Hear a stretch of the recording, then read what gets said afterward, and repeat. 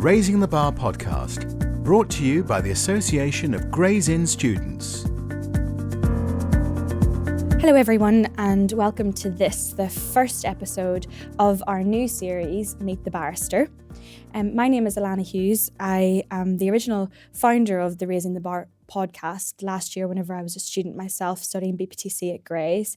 I've now been called to the bar. I'm working currently between jobs at the moment as a paralegal and working for an NGO as an outreach advocate before commencing pupillage myself this time next year.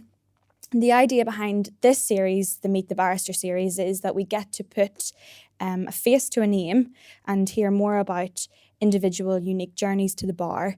And the idea is that we're going to exemplify how no path to the bar is linear and everyone has their own story to tell about the twists and turns that they faced on their journey to becoming a barrister. So I'm here tonight with my guest, Kevin Gordon. Kevin, thank you very much for joining me. My pleasure. Kevin is a barrister at 5 Pump Court Chambers. Indeed. And Kevin specialises in family law. Kevin, interestingly, you were a social worker before you were a barrister. I was a social worker prior to coming to the bar, but I suppose we can go a little bit further because I'm Jamaican by birth. My first degree was in economics and political science. And that was because I thought I wanted to be a bank manager. I wanted to do a job where I could wear a tie and look respectable. In my first year, I fell in love with political science. I love arguing. I love the research component of that. And so I decided that I was going to do a double major in economics and political science as a result of that. In the penultimate year of university, I then realized that this is not my passion. I didn't want to be economics. I didn't want to be a politician, at least not in Jamaica. And so I started soul searching, reflecting, where do I find myself? And that's when I retrained and started doing social work. So my first job was actually as a probation officer and aftercare worker back in Jamaica. I did that for, I believe, 2 years before I migrated to the United States, where I started doing residential social work. And that journey into social work led me to the United Kingdom, where I started doing social work for a number of local authorities, mainly frontline child protection work. And even during those period of time, there was never any indication at all that I wanted to go to the bar, that I wanted to be a barrister. And I recall giving evidence or being cross-examined back in Jamaica as a probation officer. And one of my senior officers said, "Kevin, why don't you go to the bar?" And I said, "No, I don't want to be a barrister. I love being a social worker. That's what I want to do."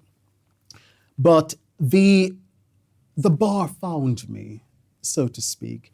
It found me at a time when I was thinking about what next. I've been a senior practitioner, I've been a team manager, I've been a consultant social worker.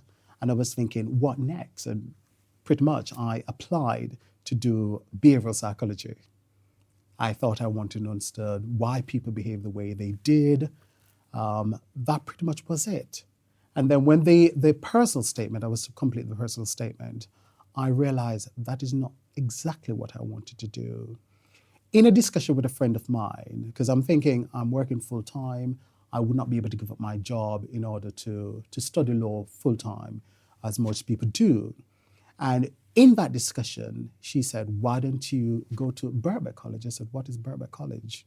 And she explained to me and said that they do a part-time law degree. That was my light bulb moment. Instantly, I applied. I got the application form. I was called in for an interview and I got accepted.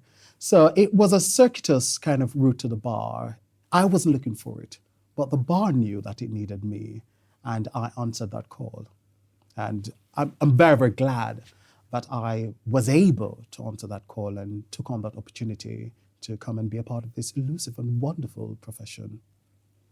What is it that you love most about your job now, that you are finally a barrister?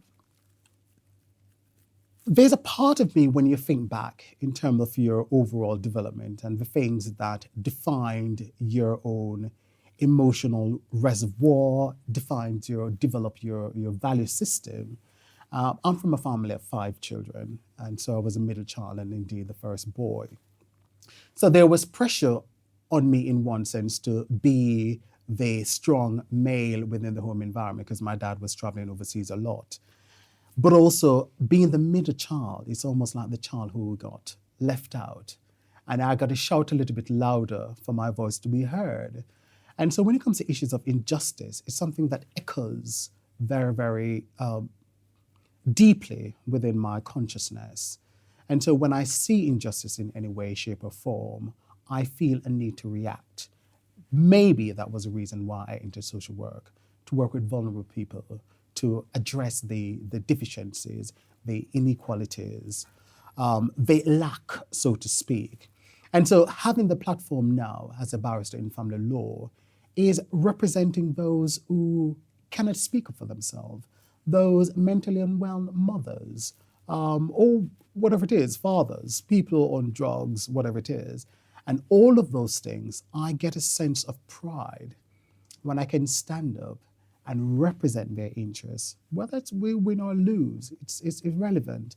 As long as I know and they know that their voice was heard, they had an opportunity to be listened to. That's important for me. It's important when I finish the case and a mother or a client can say, thank you, thank you. That is what makes me do what I do. It's not about the money. It's that job satisfaction. And if money was not an issue, I would still want to be a champion in what I do.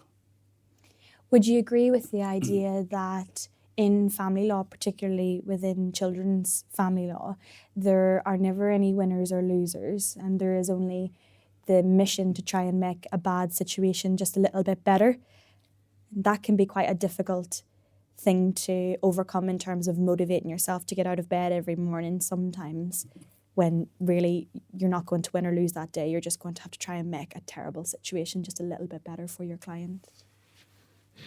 It's a very loaded and complex question.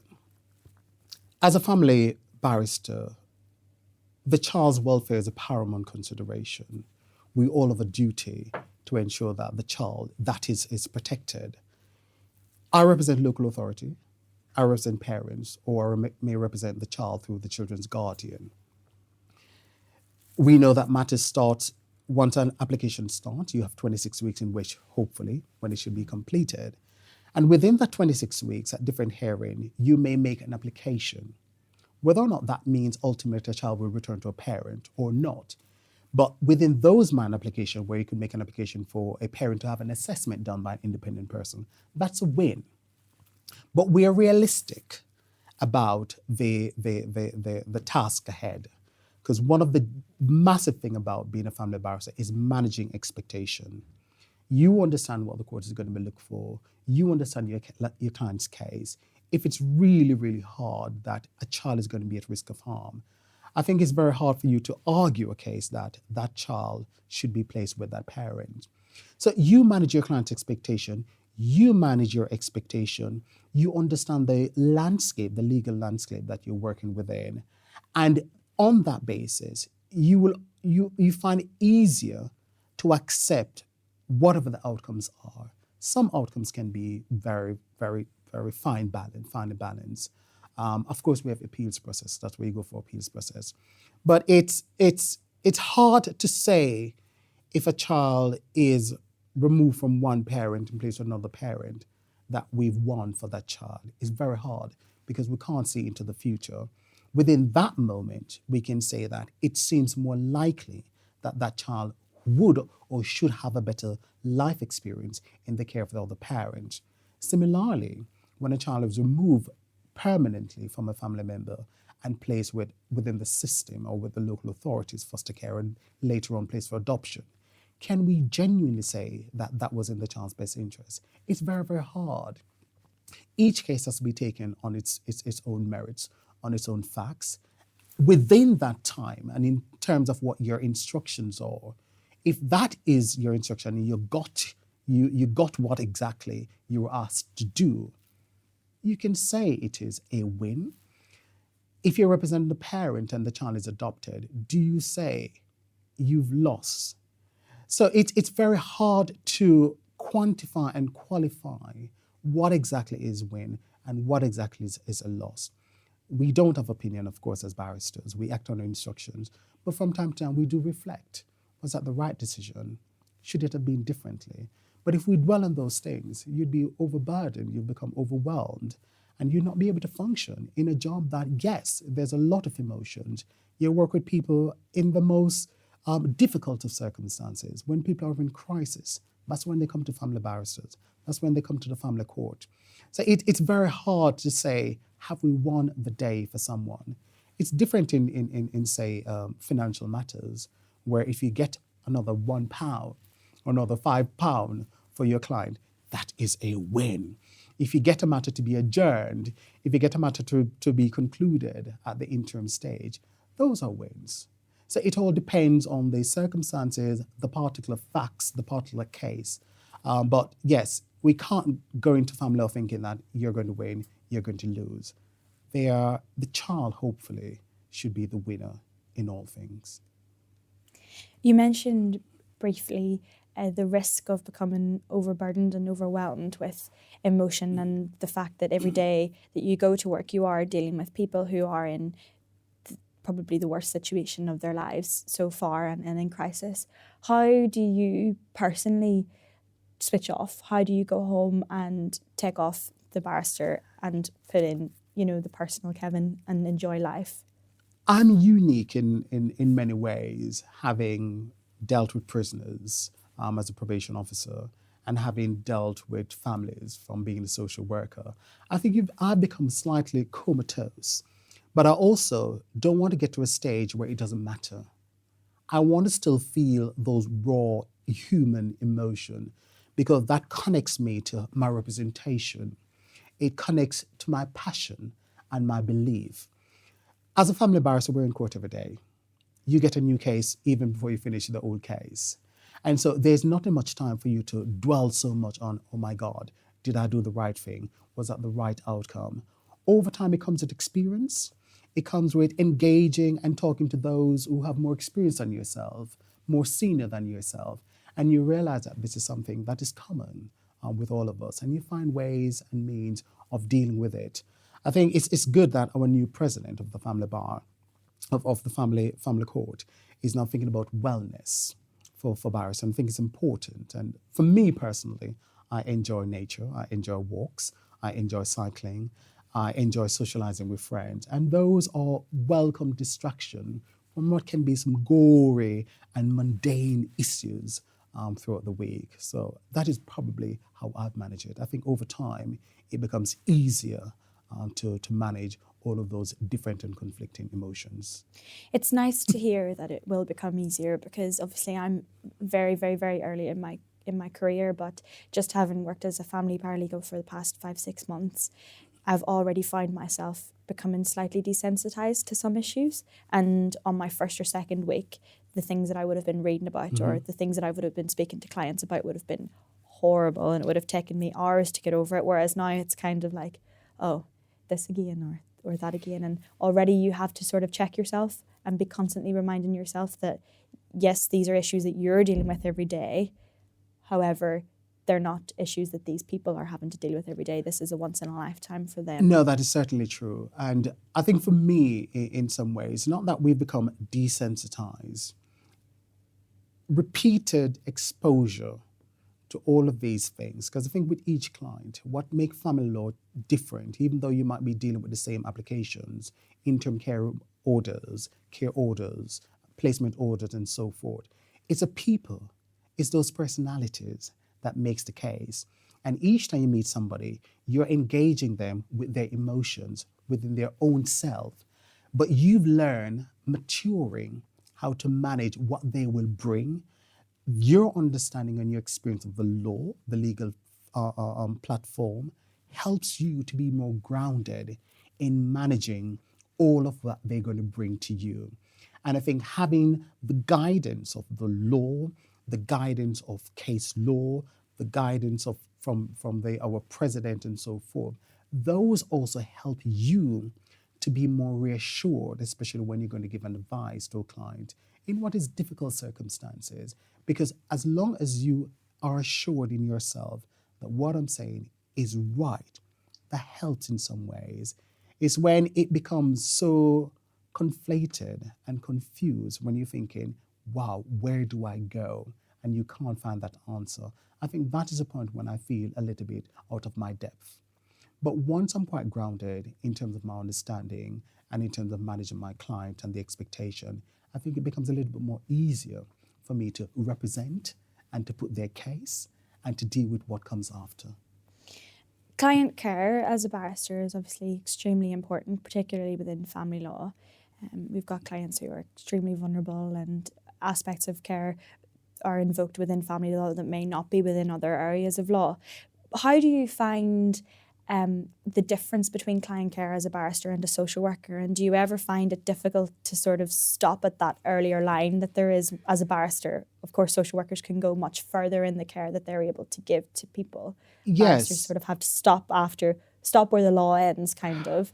Do you find it easy to sort of wear that barrister hat, or sometimes do you wish you were still a social worker and able to give that extra level? I think it's important to be able to step outside of being a barrister and then become the social worker again, especially when it comes to issues around emotional harm and neglect. When I cross-examine a client or a witness on those issues, I do so with the kind of base that I had as a social worker. What does it mean to be emotionally harmful? Whereas some barristers find it hard to go to that depth that I would go. It's complementary. It's a beautiful complement of social and the legal. And I think it is what has allowed me to be the kind of barrister that I am today. I suppose when you deal with professional clients, there's less hand-holding.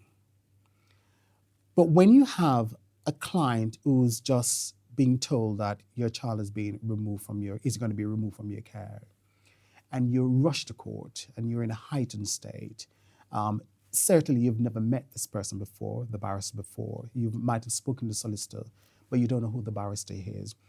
You have to get into that stage of, one, getting that client to calm down. It means we have to become counselors, psychologists. We have to become so much to the client while still understanding the legal basis for why we're here. And of course, as I said, it's that which keeps you streamlined. As a social worker, I would want the client to tell me everything, because the more information I have, the more I can work with.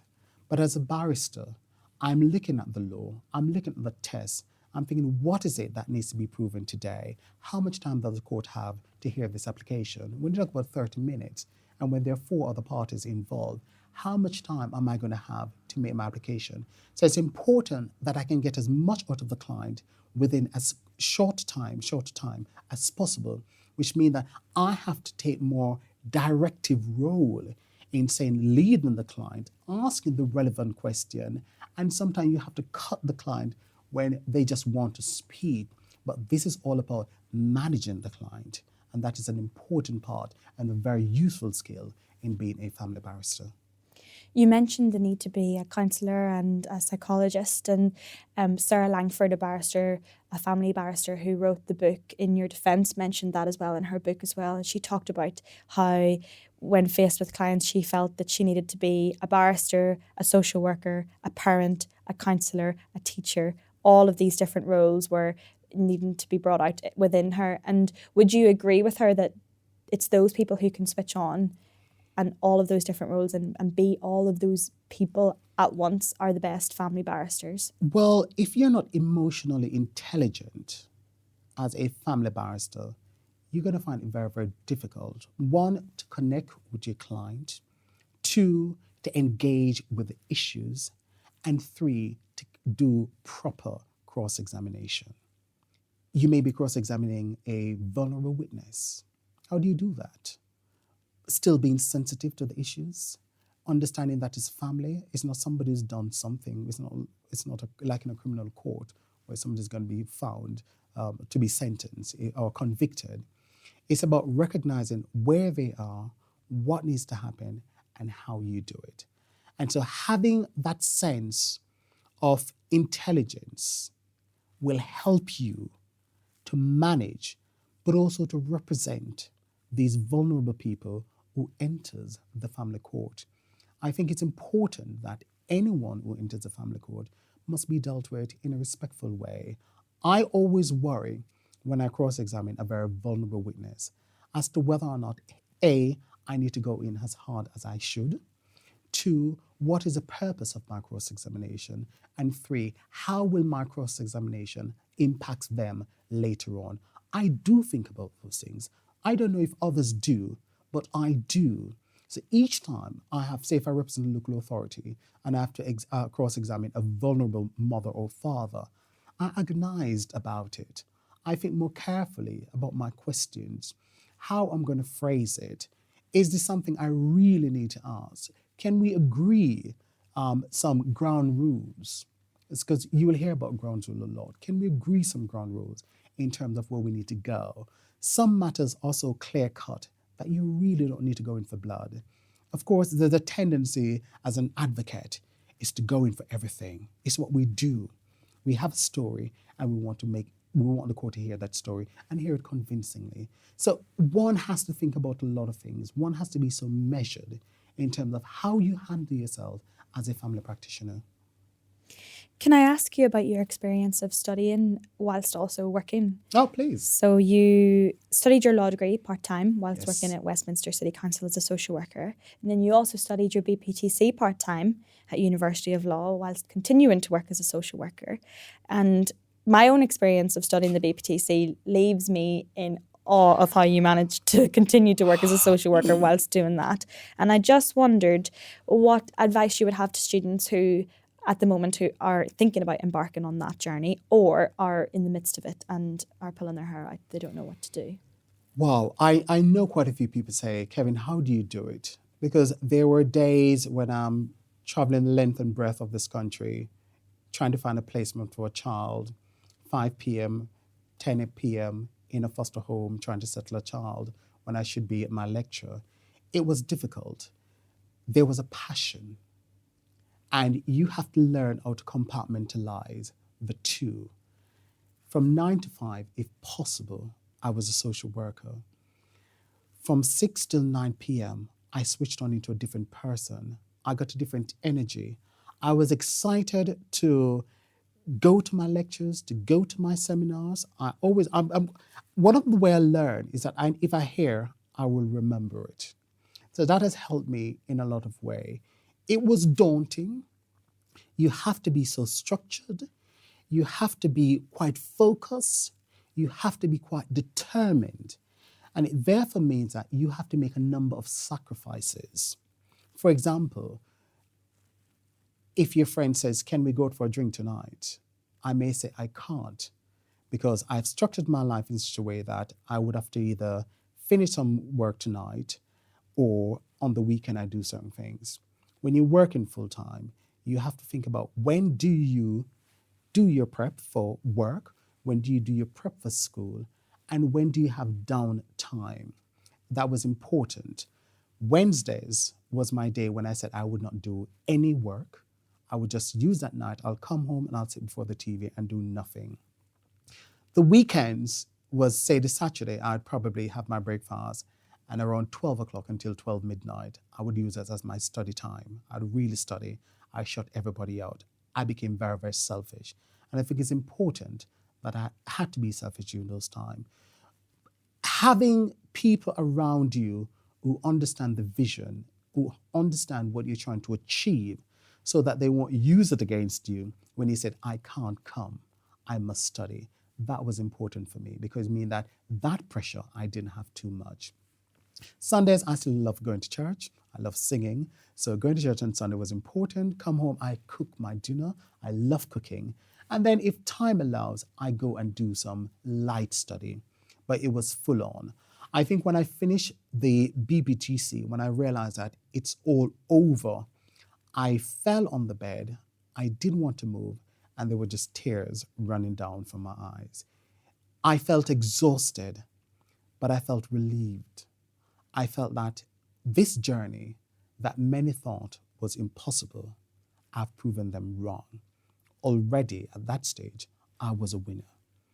And there's something called belief. And one of my kind of strong motto is, if you can believe that all things, if you can believe that all things are possible, if thou canst believe, believe that all things are possible. In my dark days, because there were many, many challenges, one of those challenges being I am a older person, I'm BME, I'm gay, I didn't study at one of the traditional universities. I was coming in at a time when it was very, very difficult. And so I knew that I had all of those pressures. And of course, there were others around me who were thinking, Kevin, you're bonkers to think that you could do social work and then at this stage in your career to go into law. It's not possible. Don't fool yourself. And there were days when I believe those lies. That's what I call it. And it's easy for us to allow things to seep into our consciousness and infect us in a way that it shouldn't. And it is important that you understand the brand that you're putting forward, how to manage that brand, but to keep focused on the vision and believe in that vision. In those dark days when I felt it wasn't possible, I remind myself that yes, it is possible, it can be possible, and it will be done. Did you have any mentors along the way that were particularly instrumental in guiding you and giving you that boost of encouragement that you needed at times when things were tough? To say having one person who was a mentor, it would be an understatement. I think you need different people at different stage of the journey. But also you may need a chorus of people at times to carry you. And I would say times when I feel very weak and I feel very tired physically, emotionally, and otherwise, my friend would be there saying, Kevin, don't worry, you've got this, you can do it, we believe in you. That was important. My uncle, he was a QC, grazing man, Dr. John Roberts, QC, who's passed on, God rest his soul. He was instrumental in so many ways. One, because he did what I was trying to do. He entered the bar at a later age. He was a black man. He was from a different country. And he achieved what I can only dream of. So when I believe that it's not possible, I look at him and see what he did back then. The bar is changing. And each year that goes by, it becomes a little bit more accessible. It becomes a little bit more diverse. And because he has fought so gallantly back then, I don't have to fight so bravely. But nonetheless, I still fight, but in a different way. Because he's mapped out a pathway and I can see a glimmer of where I wanted to go. And by me walking that pathway and opening up a little bit more, it means those who are behind me can find it much easier. That's what we want. So he has been instrumental in major, major way. But also, I was fortunate to have been taken on the wings of Kalisha Scholarship Trust. They mentored me in so many different ways. They have honed my craft. They made me believe in myself. I've represented them on so many different occasions. Public speaking is an important part of being a good advocate. And they have given me some practical skills along the way. Lecturers have also been there to be very, very supportive. My parents. My mum would call me every 5 seconds, say, Kevin, it's okay. No, did you get the good grade? And I'm like, oh, yes, mother, I did. So there are a host of people who were instrumental in this journey and getting me to this place. And I certainly owe so much. Gray's Inn. I owe so much to Gray's Inn. I got a scholarship from Gray's Inn, which meant that I was able to fund my BPTC, which is important, but also the support that they've offered me in terms of understanding how to represent my brand, who I am, what it is to translate into a barrister. That's what they did in their own ways. Being a part of Miscellany over the years, meaning that I was hobnobbing with the rich and famous and all of the prominent and well-established practitioners of our craft. In their own ways, they've guided me and provided me with important and useful tools in how to make myself a better advocate. So I had a host of people who I'm indebted to for what they have done, for barristers who've given up their time to come and do training with us on Saturdays, on the weekend, or whatever it is, who would willingly come and offer expert guidance and support. All of those people are instrumental in what I have become today. And I still look back with fondness in the sacrifice that they have made and continue to make. And certainly it's a legacy that I wish to carry as well. You alluded to the fact that each of us, as we progress forward in our careers, we open up the path for those who come behind us. And I think whenever I was choosing what inn I wanted to be a part of, that was one of the main things that attracted me to Gray's, was that we've got Lady Heal at the very top now, and she for me is an example of someone who has done it, but not only just done it and done it for herself, but also opened all of the doors for everyone else to also go and do it as well. I think Gray's is unique in that sense, that the things that make us different and the things that make us unique are not lessened or silenced here. They're embraced and empowered here, and you're told to shine through your differences, and your differences are celebrated. So this inn is definitely somewhere where that sort of person is nurtured and supported, that extra mile that's needed in order to allow them to flourish. I certainly concur. It's a champion for diversity. It's a champion for supporting and empowering and making sure that those who want to get to the bar, are given the tool that they can do so.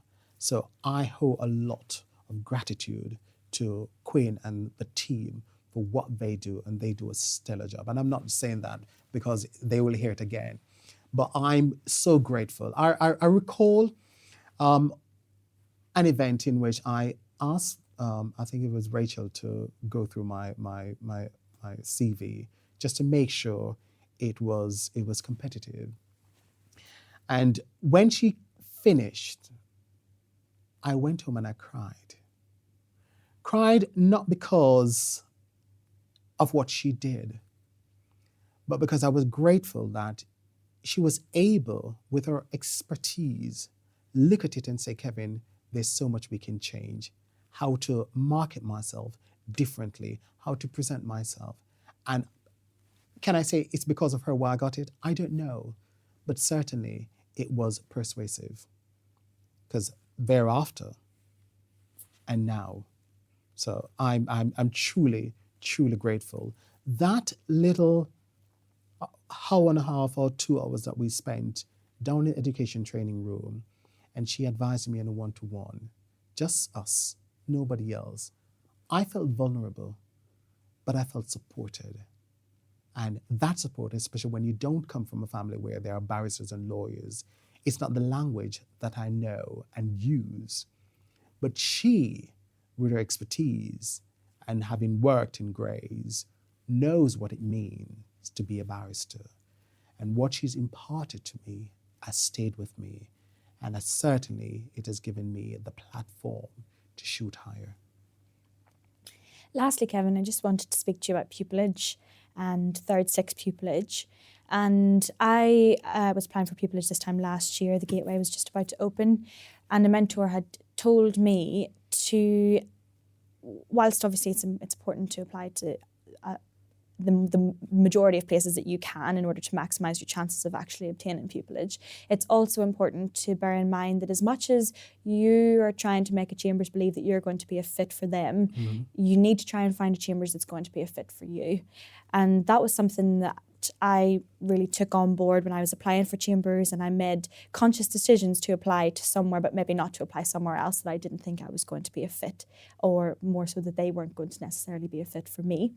And having had to do a third six pupillage after your original pupillage, what was your experience of that in terms of finding yourself within a pupillage that didn't ultimately result in a tenancy?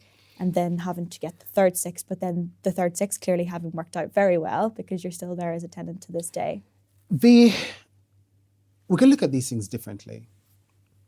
You've left university, you've all these things, you want to get in. So you will take anything that comes. So you're not thinking about the fit. Is it the right fit for me? I don't think we have the luxury of choosing at that stage, is this the right chamber for me? I think it's more the chamber looking and say, do you look like somebody who would fit into our chambers? And if it's a yes, hell yes, I will take it. And for those 6 months, I will be the best people that I could ever be until I'm on my feet. Once you're in the chambers, you start to realize, is this where I want to be? Is what I envisioned how I would feel? So in my first chambers, yes, it's a very good set, and I'm very, very grateful that they've taken me on, because what it does is give me confidence that I have something that the bar wants. So that was a confidence booster in some sense. If you look at the fact that there's pupillage that must lead to tenancy, I think that's the wrong way to look at it. The first is to make sure you can pass the pupillage stage.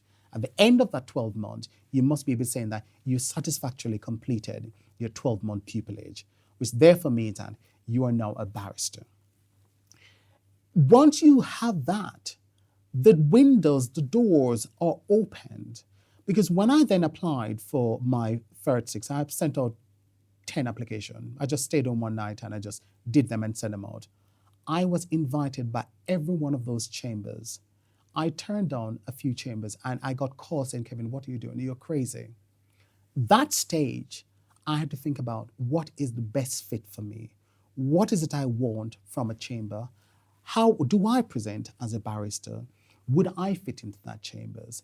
And I was right when I chose Five Palm Court. I feel very comfortable with Five Palm Court. I get on well with members of my chambers, with my clerking team. I think I'm well respected. I get good quality work. I'm building my brand. I'm building my practice.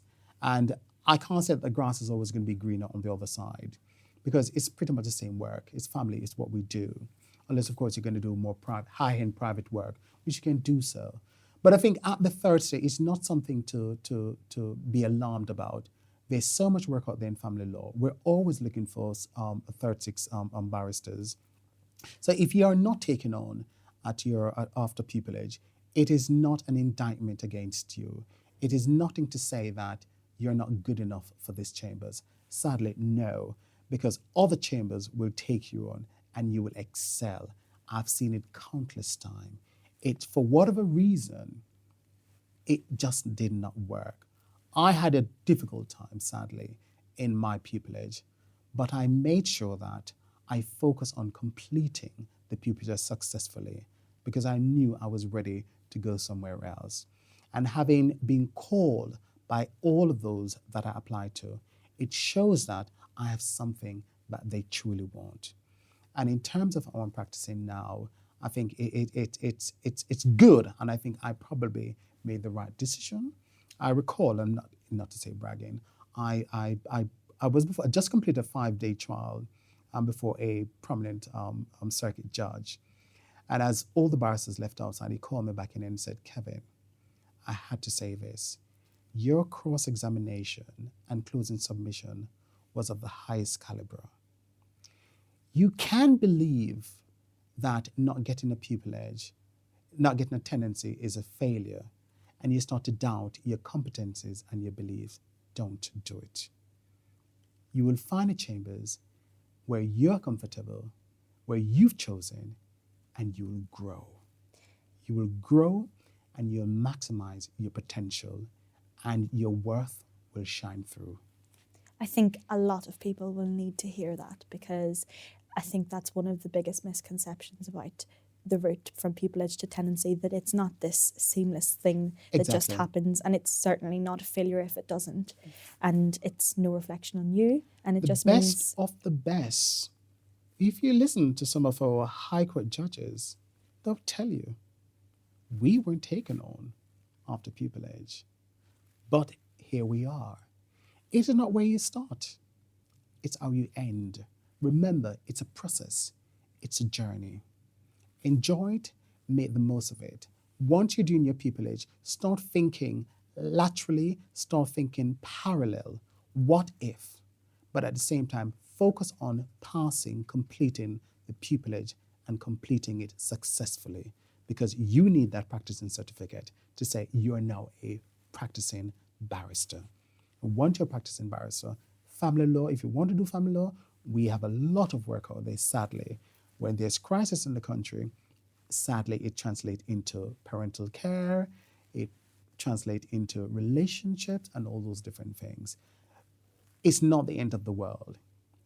Opportunities develop in different ways. Make the most of it. You say it's not where you start, it's where you end. And towards our end of our discussion tonight, my final question, and therefore, is, Kevin, where do you see yourself at the end of your career and where do you want it to go from here? It's a very, very good question, because I still believe that I have a duty to represent the BME. It's who I am. And I still think that we need more BME members to see the bar as a lucrative career, to see the bar as a place that they can find themselves. A friend of mine said to me that he's an assistant head teacher in a school, and most of the students are from the BME community. And when he says to them that his friend is black and he's a barrister, they said, no way, it's not possible. So when I think about how pressurized the family court is at this point, the need for more judges, the need for more visibility of not just BME, but also gay issues as well. I think I have a duty, in some sense, to make that representation and to be that face if I can, so that others can see that it is possible. Would it be nice to sit in the High Court, the Court of Appeal, or the Supreme Court? Who knows? I will not place any limitation. If the opportunity arises, and if it finds me, I will answer that call. I believe in a process or purpose-driven life. I believe that I was born for a reason, like all of us. We're not just mass to just take up space. We're here with talents, with gift, to make this world a better place. If it means that my journey will take me to the highest level, then I'm committed to that journey. If it means that my journey will take me outside of law into something else, then I will answer that call. But I think nature guides us, and I'm ready to do what nature demands of me. Kevin, thank you very much for coming to speak with me tonight. It's been a real privilege to listen to you. And I hope that your words of encouragement and empowerment will take hold in people who are listening across lots of different areas and disciplines, from students right up to people on the bench themselves. Hopefully our audience will feel as touched as I have by what you've said. So thank you very, very much. No, I'm truly grateful. This is a special moment for me, because I feel that part of being a barrister is giving back. And in any small way that I can contribute to the development, the understanding, the diversity of the law, then certainly I want to be a part of that. But thank you for having me. It's truly been amazing. Thank you. Thanks for listening to the Raising the Bar podcast. Please subscribe, rate and review. And for more information, check us out on Twitter at RaisingTheBarGI.